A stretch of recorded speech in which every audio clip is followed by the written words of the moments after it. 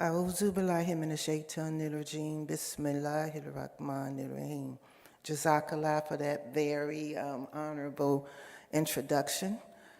Today, my goal is to talk about my journey in Africa as it relates to shaping the path to excellence in the Ahmadiyya Muslim community, hospitals, and schools.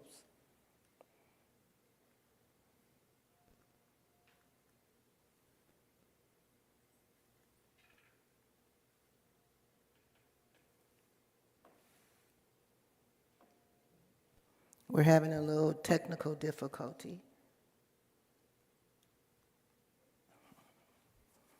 So, in achieving excellence and being a member and being a benefit to humanity, we have to first remember our verse from the Holy Quran. And everyone has a goal which dominates him. Vie then with one another in good works, wherever you be. Allah will bring you all together. Surely Allah has the power to do all that he wills. My journey in Ghana and Nigeria started 40 years ago when I was in my early 20s and not a Muslim. I didn't realize that this travel would lead me on a journey with an opportunity to shape a path to excellence in the Ahmadiyya Muslim community, hospitals, and schools.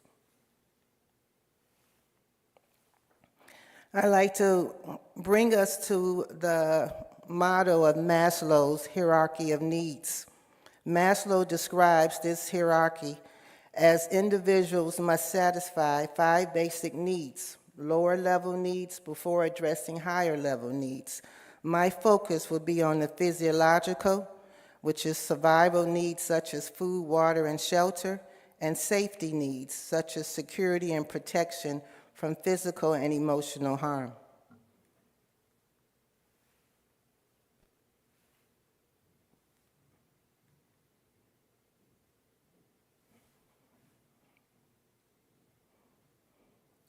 Achieving excellence through collective action and benefit to humanity.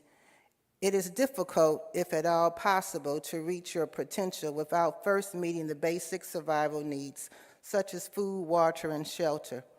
The IAAE, or the International Association of Ahmadi Architects and Engineers, and Lajna Imaila USA, personified this belief by bringing to the village of Sumanatiga, Ghana, West Africa, lighted solar pathways for security and mobility. Here's a picture where you can see the path leading to this remote village and members of Lajna USA entering that village. Now, surprising to us, the National Sadr of Ghana nor the Emir really knew that this village existed until I approached them through the IAAE to visit this remote village.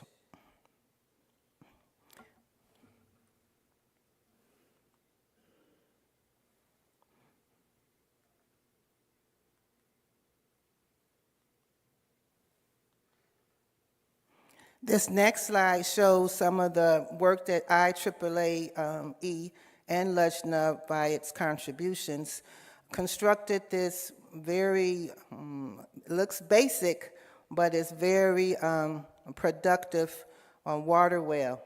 You can see myself there testing the well, and believe me, the water came out as pure as it is here in the United States. And then the next slide shows their mosque where their membership goes for their 5 daily prayers right in their compound.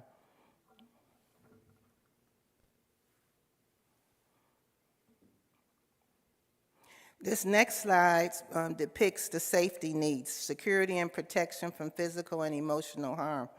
The Ahmadiyya Muslim community in Ghana and Lajna Imaila USA Maternity Ward Project. This is a project that Dr. Farida Ducey Wilson, an obstetrician and gynecologist who's the medical officer in charge, presented to me actually 2 years ago at one of your MSLM conferences.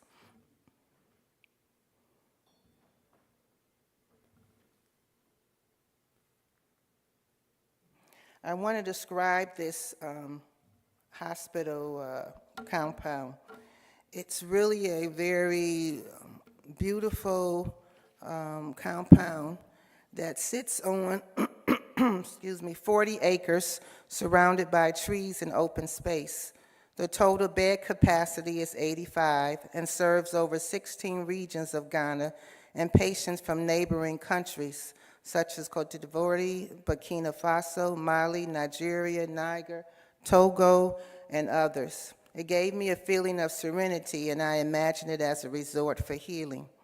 The goal is to increase the bed capacity of the maternity ward from 7 beds, 1 delivery room, 2 washrooms, and a nurse station to 20 beds, consulting rooms, reproductive and child health care units, an antenatal and postnatal unit, nurses stations, labor rooms, delivery rooms, operating theater, general reception area, and much more.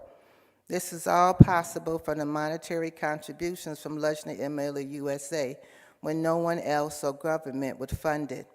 According to the surveyors, the actual or expected costs would be $205,000.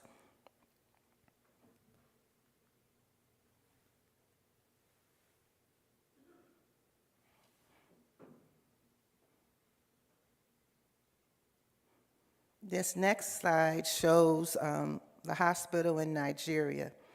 It's located right next to the Ahmadiyya Muslim community compound. That hospital has a bed capacity of 40, 88 staff members. It also has the capacity to treat common illnesses such as hypertension, diabetes, cardiovascular accidents, malaria, enteric, and other infectious diseases. Before I go to the next slide, I asked the physician there, who was Dr. I'm sorry, I got a note here, says please click pointer to men's side.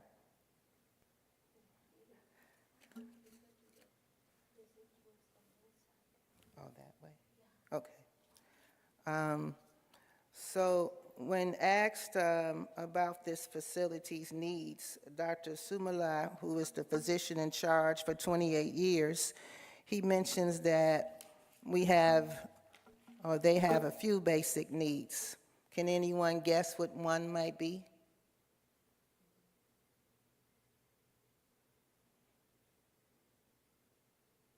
One is an AED. Can anyone guess what another might be? Another is a mammogram machine. Can anyone guess another one? An X-ray machine. And one more, an echocardiograph machine. Now, these are some basic things that we have here in the United States. But when I show you the next slide, you'll see how, in my opinion, old and antiquated this hospital is. Which way? All right, so on this picture, you'll see the young lady with the white lab coat is standing in their radiology room. And I deliberately blurred it so that you can feel what I saw. I don't want to offend anyone, but according to our standards of sanitation and sterility, it didn't have it. So that beautiful hospital that you just saw in Burkina Faso that was funded by the Ansarullah UK, you can imagine this was probably the before. And you can see there's a wooden frame and screen, and that's that X-ray panel. That when we go get our X-rays, it's a nice, fancy, metal, real clean device, where theirs is wooden. And also you can see their machine, which looks very old. And then on the other side of this photo is their laboratory. And it looks just like that, old and dilapidated, basic equipment there. It was kind of heartbreaking to see the condition of this hospital.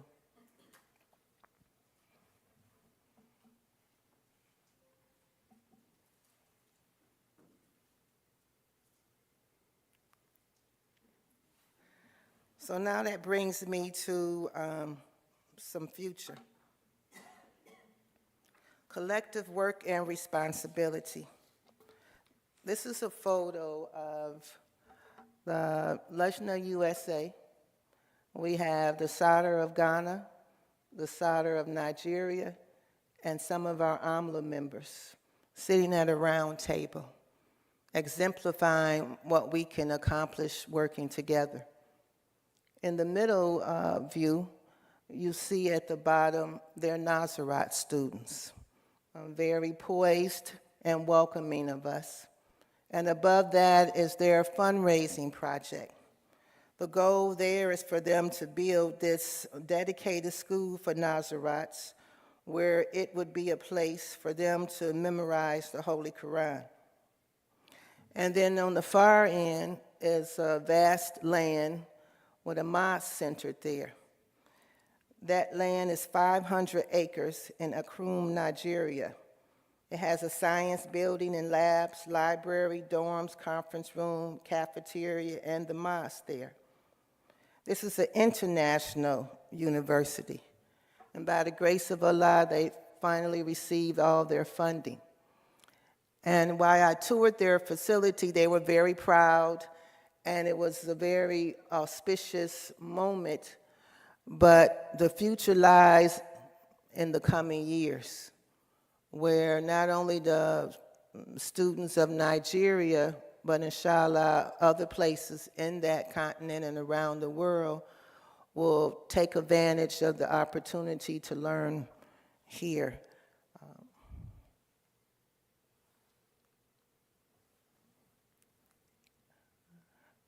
This is another photo of those students.